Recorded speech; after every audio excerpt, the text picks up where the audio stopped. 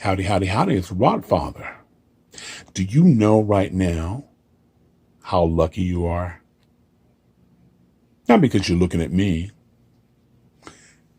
that you are blessed. I don't care what religion you belong to, what you believe in, whether you believe in a higher power. You are here. Because a whole lot of people can't say that right now. A whole lot of people can't open their eyes. Right now, you have the greatest gift, and that's life. Because you are able to smile. You are able to move ahead, move forward. A lot of us, for whatever reason, don't. We put it on hold. But let me tell you something. Let you know in the secret. There's no calendar how long we're going to be here. So if you're putting something off till tomorrow, or you ignoring a dream because it's going to happen eventually, I just want to let you know that tomorrow isn't guaranteed. So why aren't you living your dream? Are you stuck? Or have you set dreams too high, too lofty goals? If, I play the lotto, I'm guilty. I have a dream. But the reality is they're going to call 6 numbers and only one person, maybe a few, is going to get that $500 million. There are certain people who set things so high, so it's not attainable, so they stop dreaming. It's all or nothing. I must have that $800,000 BMW, or I just want to have a car. Dreams start small. Unless someone left you $400, $500, $600 million, people didn't wake up with that. They earned more slowly. So what is it? Are you stuck? Think about that for a whole second. But dreams start slowly. But dreams are tricky. A lot of times you want to share your dreams with people. And that's a trap. Some people even soon enough put it on social media, put it on Facebook, put it on Instagram. I'm dreaming of this. Setting yourself for the biggest ridicule in the world. Having people going, I know he wasn't going to do that. Should you believe that? And you get that from family members, friends, people who you think that are in your corner. So you have to be careful who you share your dreams with. I would recommend find that person who is successful in their own right, and that person will support your dreams. Because, see, people who are successful share their success. People who are not successful often want to keep you where they are or beneath them.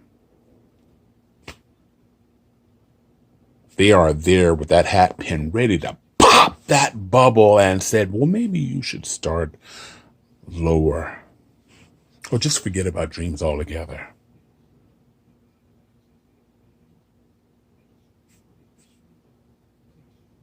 What's your dream?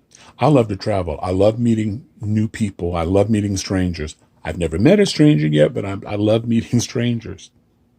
I love new experiences. People who set themselves up say, if I'm going to Las Vegas, I need to have at least $3,000. If I go to Paris, I want to buy Paris clothes. Well, you're setting yourself up. You're missing the point. For me, the point is the destination. I may stay at a Motel 6. I may stay at a hostel, but I'm in Paris. I may stay at a less than 1-star city in London. Last time I was in Paris, I had $150. I ate peanut butter and jelly. I was in Paris. That's the point. The destination, the goal. You want a nice car? It may be a Corolla. But maybe if you save up, that Corolla will turn into Mercedes. But you want to start building on something. And the people, again, you want to learn from the people who are doing it. Again, I can only say this so much. The people who are successful are willing to share their success. So you don't want to aim low. I met a man in the last week. He's 70 years old. He always wanted to come to California. He watched California on TV and the beaches and all that, and he sort of saw himself there, but he's from Alabama and he's never even left his county. He left his county for the first time to fly out of Birmingham to come to California. He believes now is because his family was afraid. His mother was always afraid. His aunties, his cousins. People told him stories like, California's too fast. They're going to make fun of you. You could get hurt. They wanted to keep him down. Because, people, you can't control how people think. But you've heard people go, well, he thinks he's better than me. How does someone know that? How does someone know that you think that I'm better? How do you know that? But it's little things like that people with the pen want to keep you where they are. And now he's angry. He always wanted to go to Southern California. He's in Northern California, but on Tuesday he'll be in Southern California and he's going to the beach. Rain, shine, a hurricane, earthquake. He don't care if there's an earthquake. He is too close not to get to Southern California and the beaches he's seen on TV. And I think when he gets to Alabama back, he's going to be a changed man. Because this one win has changed who he is. Because so far, even in lowly Sacramento, he's had a good time. We have food here that he's never seen before. He ate something called quiche at a restaurant with his great-great-granddaughter. He said, that was good. So my whole point is that you are alive. Some people are so caught up in what they don't have and how they, and it's not fair. And I remember being young, being angry, like, how come I don't have a car? My friends have a car.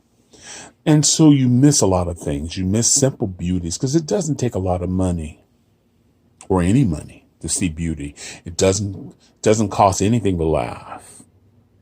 I mean, a child's laughter just takes me out sometimes. And now I notice the beauty in the flowers. I take time and admire them. There was some place I read where in the ghetto, in a vacant lot full of weeds, there's a flower going unnoticed. And people unnotice those things because they're so caught up in anger and all the noise in life that says, don't even try, or tell themselves that unless I measure up to this person, I'm not good at all. And that's simply not true. And then there's that, and here's the worst crime of everything, is just putting your life on hold, waiting for something. But here's the thing. We're not given a calendar. This could be my last minute on earth. If I die today, I had a good time. I tell my kids that all the time. I had a good time. I want that on my tombstone. I don't plan to be buried, but hey, he had a good time because I went for it. It took me a while to figure that out, but I went for it. So this is the Rod Father wishing you love, joy, and happiness. If you haven't started working on that dream, get on it. What's the problem here? I don't know where that sound came from, but this is the Rod Father. Went 2 minutes too long, but I'm still wishing you love, joy, and happiness. Remember where you are and remember where you could be. Yeah, this is where you could be, but this is where you are.